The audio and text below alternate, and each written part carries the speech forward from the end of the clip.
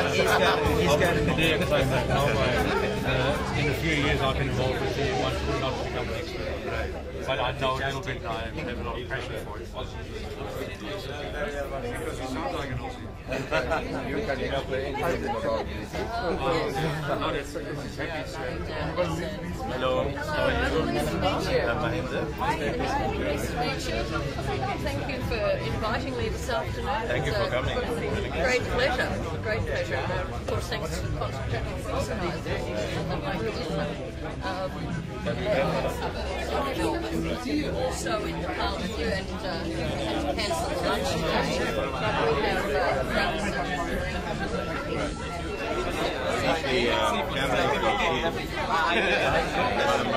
How are you?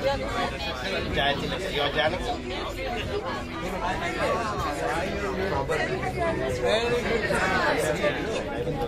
Thank you. So how long were you in Melbourne for?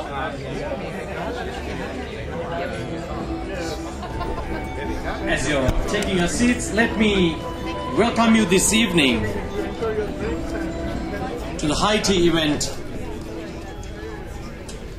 Ceylon Tea, Sri Lanka's unique gift to the world, organized by the Consulate General of Sri Lanka in Melbourne, along with the Tea Board.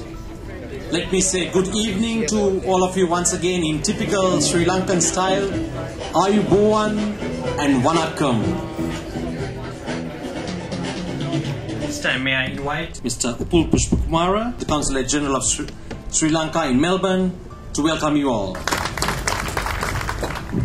Honourable Minister, the High Commissioner of Sri Lanka in Australia, Honourable Member of the State Parliament of Victoria, ladies and gentlemen. I am pleased to welcome all of you to the High Tea event and the Business Forum, jointly organised by the Consulate General of Sri Lanka in Melbourne and the Sri Lanka Tea Board. We are honoured to have with us today Honourable Mahinda Samarasinghe, Minister of Plantation Industries of Sri Lanka, as our chief guest. Ladies and gentlemen, Sri Lanka has entered into a period of rapid economic growth following the end of a 3-decade-long conflict of economy, which demonstrated its resilience through challenging times, has now entered into a period of rapid growth.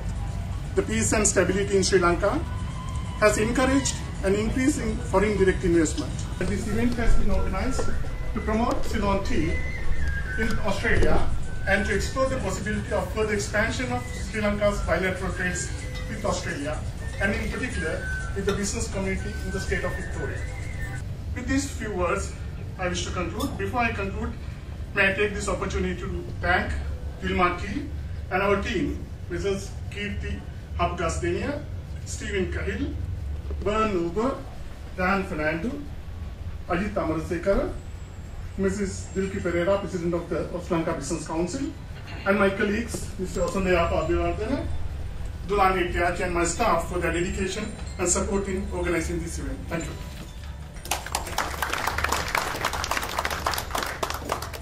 At this time, I'd like to introduce a very special person who's going to talk to us about high tea. That is none other than Chef Kirti Habgasdenia. This is not my way of doing work. Normally I cook very well, and I'm in front of the camera, in front of the audience today. So it's a great pleasure for me to get this invitation, and I'm honored to do this in front of our tea people, which means called best known tea persons in the world. I guess the Board of Tea Plantation, our High Commissioner, and also the Minister of Plantation. Tea can't be tasted on the ground as normally we do. We are an elevated country in Sri Lanka, so now we are at the highest function center in Southern Hemisphere. Eureka Tower 89, we are honored to have it in Melbourne, but we are in the right place to taste tea. Unfortunately, we get a bit of a smell through the air conditioning. I'm so sorry. We're supposed to smell the tea and taste the tea. But let's forgive Eureka Tower for that. And we can't stop the activities, what happened on the floor. Tea is part of our signature, we call it. We don't call tea as a beverage. It's a Sri Lanka signature, and To talk more about this signature item, you're going to call Bernuba. Bernuba is recognized in Australia as one of the black hat chefs, which is very few in Australia. Bern, can you please come and talk about Sri Lankan tea to these Sri Lankan people?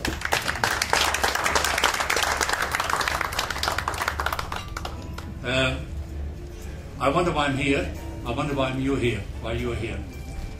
But it's not for the amount of money that I'm getting paid to do this presentation today, I can assure you, or maybe a leftover tea bag to take home. Hopefully there will be one or two. But it's more so to follow my passion. Two passions in my life is the second most used beverage in the world, and that is tea. And we know without any doubt the world's best tea comes from Ceylon. We don't need to argue about that. And the other great passion of myself is traveling, and certainly traveling to Sri Lanka. I've been there now 8 times, and I need to have my fix at least once a year. Don't need to go there for too long, but if I have a week or 10 days, they will do me nicely. I come back and I'm happy and I'm satisfied again. Why do I go there? Well, I hope you have 3-4 hours to listen to what I have to say. First time I was invited there when I was judging in Dubai, somebody asked me, would you like to judge in Colombo in Sri Lanka? I said, oh yeah, I've heard about that. I said, I've been drinking their tea for many years. Oh, okay, so that was a good start. You have to pay your own airfare. The chef's guild hasn't got the money for it. I said, oh, that's not a problem. But you can bring your wife to make up for it. I said, oh, is it really necessary? I don't want to spoil the trip. But I took her along and we had a great time. So once we arrived in Sri Lanka, it's airport to airport. We were looked after in 5-star hotels. We judged from morning till night. We judged 1,500 exhibits in 3 days. From very early morning being picked up till very late in the afternoon, early evening. But at night we went out for a great dinner. We were very well looked after, or other mechanical things. But they're quality factories, so that's fine. And it's an eye-opener to see how it works.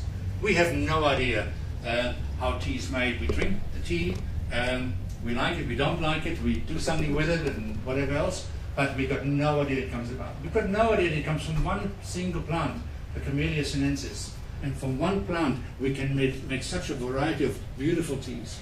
We are not really aware until it was taken to the next step by the later tea producers of Sri Lanka, of Ceylon, that the terroir comes in, the elevation of the growing of the tea growing comes in, and the time of picking, the sunlight, the rainfall, the bit of morning dew that needs to be picked at 6 a.m. or 10 a.m. A certain amount of tea is at its best at a certain time. No different to grapes. With grapes, we're enjoying it for many, many years, and we understand more about it, and we become wine connoisseurs and all those things. But with tea, it used to be, oh, it's just a cup of tea. And the other thing, of course, we don't know how to brew the bleeding thing. They certainly don't know how to brew tea in Sri Lanka, I can assure you of that. But I need to respect that. They need to drink, and everybody in here too needs to drink the tea the way they like it. Never mind what anybody else tells you. So you make up your own mind. But on the other hand, I've been open to suggestions by tea makers and by tea brewers and tea sommeliers over the last few years. And I've changed a little bit of my tea etiquette because I have a bigger tea understanding now than I had before I met real tea people in Sri Lanka. There was the first real high tea competition put on by Dilmah, one of the well-known growers and tea manufacturers, or tea people certainly in Sri Lanka, and very recognised in Australia. This competition has opened up my eyes. I didn't know that much about tea. I knew about high tea because of my culinary training.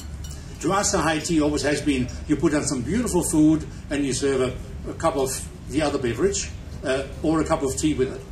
And you dangle a tea bag in your cup, or maybe you get some loose leaf tea and it gets brewed for, I don't know, maybe a minute or 2 minutes. The tea bag maybe 30 seconds. And then you drink that and you think that is a good cup of tea. And that's an insult to a beautifully grown and carefully manufactured tea that is grown with passion, harvested with passion, and then manufactured by experts for our consumption, for our enjoyment. And every packet of tea should come with a guideline, what the tea is, and you've got the information on your table today. We're using 4 different teas from 4 different elevation levels in Sri Lanka.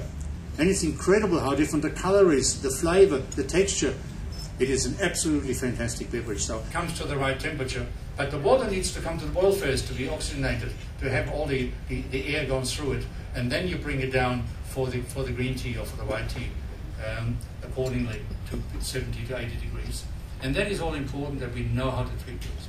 By brewing it for tea bag for 30 seconds or black tea loose leaf for a minute and a half, you don't get all the tannins or polyphenols out of the tea. You don't get the antioxidants out of the tea with the flavonoids in it. With all the characters that can fight cancer, can fight heart problems, can fight a stroke. All these things you get from a properly brewed cup of tea. And certainly it needs to be black tea or green tea. In black tea we have lots of polyphenols. In green tea we have enormous amount of antioxidants, much more than in black tea. But you have to be careful. If you suffer from an iron deficiency, then you should not have too much green tea. Maybe only 3-4 cups a day. okay, thank you so much for listening to me. So once again, when I was organizing this event with the Consulate took a lot of time to tell me where the location that they were going to arrange it. Especially Mr. Osande wanted to keep it as a secret till almost the last day. And the Honorable Minister was asking me, what is the location in Melbourne? Tell me, what is the location? But he was telling, well, you will see. It's going to be a mesmerizing atmosphere. And I certainly would like to thank the Consulate for that wonderful arrangements. And also, it gives me a lot of joy and happiness to be with all of you today, because a lot of you are having a lot of affiliations to Sri Lanka tea. Ceylon tea and Sri Lanka cricket are undisputedly two of the greatest assets that our country has. Both of them are world famous, and we are proud about that. And historically, for the first time ever, the Sri Lanka Tea Board and the tea industry came together to sponsor the national team. We believe that this new step would take not only Sri Lanka cricket, but Ceylon tea to a new level with a paradigm shift. And 15% of the country's export earnings comes from Ceylon tea, and 2% of the GDP is represented by Ceylon tea. And what's really incredible is, during the last 2 years, the entire import bill, food import bill of our country was covered by the foreign exchange earned by our industry. Despite the global economic crisis, the Sri Lanka tea industry is forging ahead with a lot of challenges, but coming forward as one of the greatest industries for our country. None of the other tea producing countries has even come closer to Sri Lanka in respect of value-added tea exports, which has been our strength, and we believe that it would take Sri Lanka tea industry to a new level. The reliability in quality and the diversity in specialty teas has been a great strength for our industry. With about 325 million kilos coming under the hammer at the Colombo tea auctions, Colombo is considered as the largest single origin auction center in the world. And we also have a special formula where the small farmer gets a guaranteed price. There is no other industry in Sri Lanka which would give such a guaranteed price to our farmers. And the entire cycle from the green leaf to the auction and the cash back to the farmer will only take 7 days. In 2007, the Sri Lanka tea industry received a huge boost when the industry received a special accolade from the Montreal Protocol called acclaiming Ceylon tea as ozone friendly. There is a highly ozone layer depleting substance called methyl bromide, which is being used by almost every tea producing country during the time of small tea plants being planted at the nursery level. The Tea Research Institute in Sri Lanka discovered a more natural substance to overcome this particular problem, and since 2002 the Sri Lanka tea industry completely stopped using methyl bromide in the nurseries, and that paved the way for Canada Montreal Protocol to give Sri Lanka this special accolade as Ceylon tea to being ozone friendly. No other country in the world has received this special accolade up to now. The industry in our country recognizes CSR programs for the sustainability and the viability of every segment involved in the value chain. Adhering to international certifications such as the Rainforest Alliance, Fair Trade, Eurogap are all being adhered by our industry. The success of carbon credit, United Nations Global Compact initiatives, and ensuring Millennium Development Goals are some of the important aspects which our industry adhere to the maximum. Ceylon tea was the pioneer in the world to introduce nation branding with the lion logo trademark as far back as the 1960s. Today, the Sri Lanka Tea Board has registered this mark in 102 overseas countries, including Australia. And the significance of this logo, probably a lot of you must be knowing, is that it denotes the packet on the retail shelf has not only 100% pure Ceylon tea, it is packed in Sri Lanka, and also it certifies a standard which is above a minimum standard according to the Tea Board classifications. And every country has a different standard. The standard in Australia would not be the standard in Egypt or the standard in Japan. But every country has a minimum standard, and the lion logo is given to that country if that minimum standard has been adhered. So if somebody wants to have a guaranteed pure Ceylon tea of a special quality, please look if that logo is on your pack. Slide depicts some of the brands which are popular in the Australian market and competing aggressively with multinational brands. Geographical indications have become very important not only to brand owners but even countries and even for nation branding, because GIs has special importance and it gives special values to many different products. In Sri Lanka, we have 7 different agroclimatic regions besides the Ceylon tea. So we have 8 GIs which we have registered in Sri Lanka and also applied for registration in 20 other countries, including Australia. This slide depicts the production in Sri Lanka, and you would notice that more than 60% of our production comes from the low-grown segment and about 25% from the high-grown and the balance from the medium-grown. But what is very important is 55% of the production in Sri Lanka land-wise comes from the smallholders, and the smallholders with this 55% land produces 76% of the green leaf to the manufacture of tea. And the smallholders, about 93% of all the smallholders have less than 1 hectare of land. So this is a vibrant sector of our industry.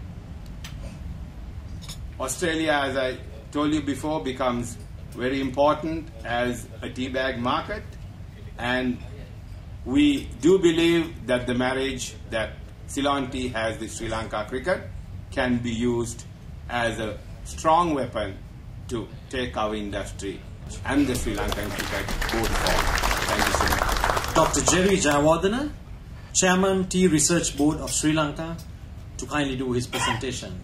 When you drink tea, what are the health benefits you achieve? Gastroprotective action of tea, this was just confirmed 3 months back in Colombo research. That means when you hold the alimentary canal, the system, protective action is induced by drinking tea, and also there is something called alpha amylase activity that is induced by drinking tea, which will help you to feel relaxed and focused. Presence of aphrodisiac activity. Now this is due to the properties of L-theanine compound, natural compound, which can induce the dilation of blood vessels, and also ability to reduce your diabetics, glucose effect in blood, and immune boosting activity and anti-rheumatoid activity can be proved in USA. Now these are the components. When we roll tea, break tea, and ferment tea, the so-called polyphenols get into a stage of conversion where when you put hot water, is readily soluble and available. This is where the difference between green tea, I will tell you subsequently what is superior. The black tea that is going through a process of fermentation, which is not there in green tea, all the polyphenols, all the chemical enzymes that are there naturally come out and get fermented and is available, which is readily soluble in hot water. Now, polyphenols will give you strong antioxidant activity, and that is good for cardiovascular health, anti-cancer properties, diabetes, oral health, boost immune system, and there is a chemical which we have now confirmed called L-theanine, one of the very specific amino acid component in the polyphenols, is the one that helps you to feel relaxed but alert. And at the same time, there is fluoride, caffeine, and sodium, where even now they have confirmed the University of Western Australia research finding. Just 4 months back they announced this data. It's good to reduce your blood pressure. All these chemical properties, particularly how it helps in cardiovascular disease, is the L-theanine and in polyphenols. During oxidation of your food, all what we eat, meat, fish, need to get digested with enzymes and get oxidized. Then only you get your vitamins, protein to your living for the metabolism. Like in a car running, while running, the petrol is burnt and food has to get digested, and during that process certain chemicals are released, and those are, when you allow it to get oxidized to the last chain, then those bad lipids get deposited in your blood vessels. So what antioxidant properties of tea does is to inhibit that delayed process of oxidation, and that is how the tea has been confirmed to reduce heart attack and stroke. While saying thank you for your attention, I must also tell you that every time we drink tea in Sri Lanka, we are keeping the livelihood of smallholders, about 400,000 workers who are looking after our tea lands, and also about 1.5 million under the Ministry of Plantation Industries who are employed because of the tea industry. That is why we look forward for sustainability. Also remember, as Hasita said, we are qualified for ozone-friendly tea and also carbon positive, very environmental friendly, less pollution. And our tea, all what we ship to Japan, Europe and USA are tested for chemical residues, and we get a report, Hasita and me report every month, free of any chemical. So while talking of the health properties, we can assure you that Ceylon tea is free of any chemicals and is a naturally environment friendly tea. Thank you very much. At this time, I kindly request High Commissioner of Sri Lanka, His Excellency Admiral Thisal Samarasinghe, to invite Honorable Mahinda Samarasinghe, Minister of Plantation Industries of Sri Lanka, to formally and officially launch the website. So may I kindly respectfully invite you to launch the website.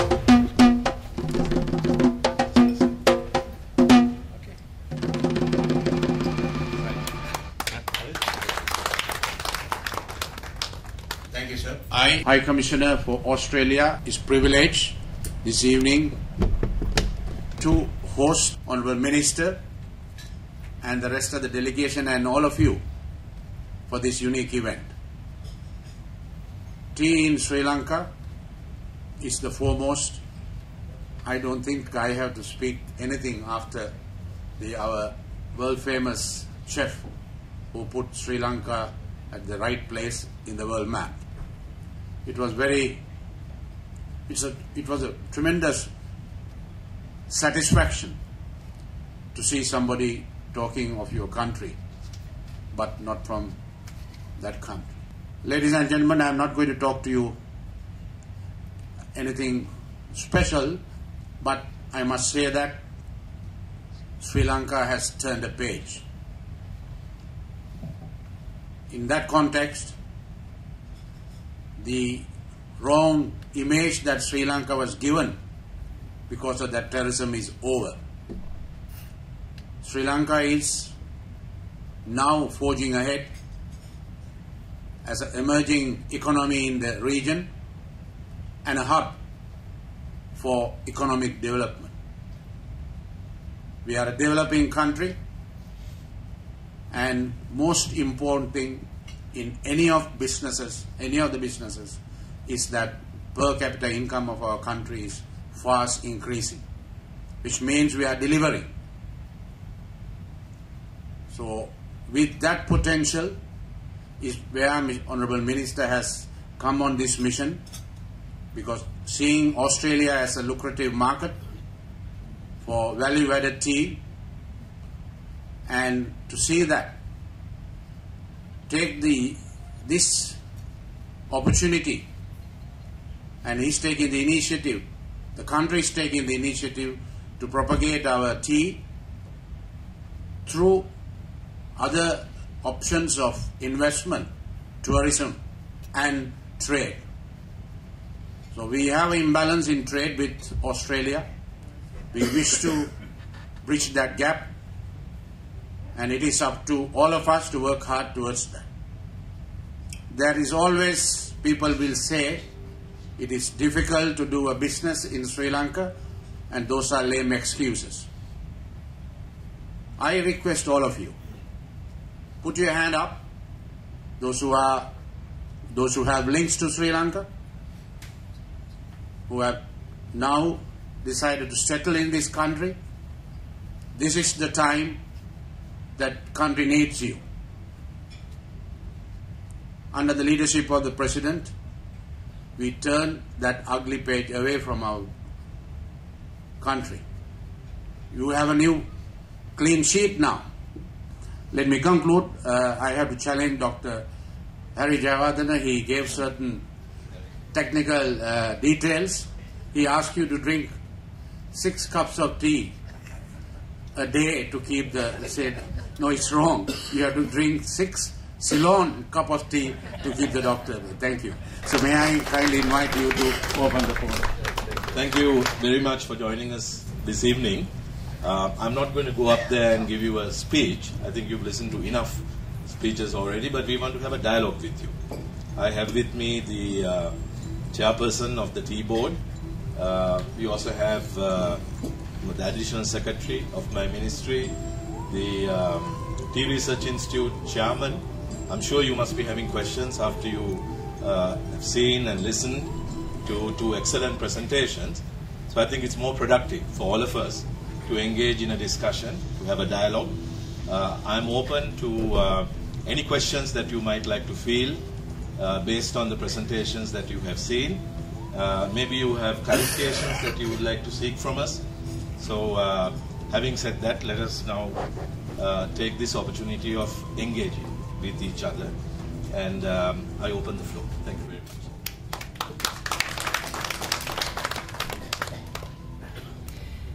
My question is for perhaps tea research or the tea board in Sri Lanka.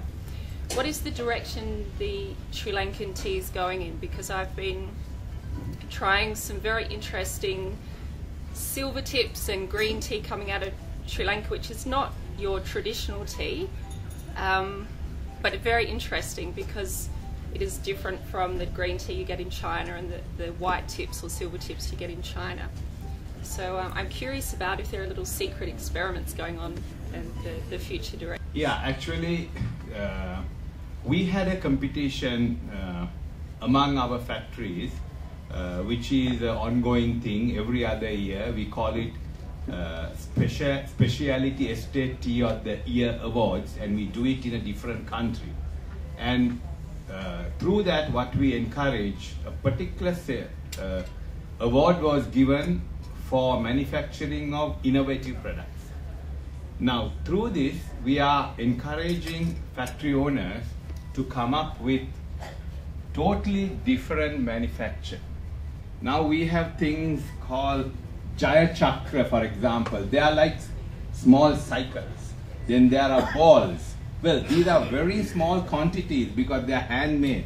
It is done in China for many years, but Sri Lanka is now doing it because a kilo of that can be sold for $300-400 per kilo.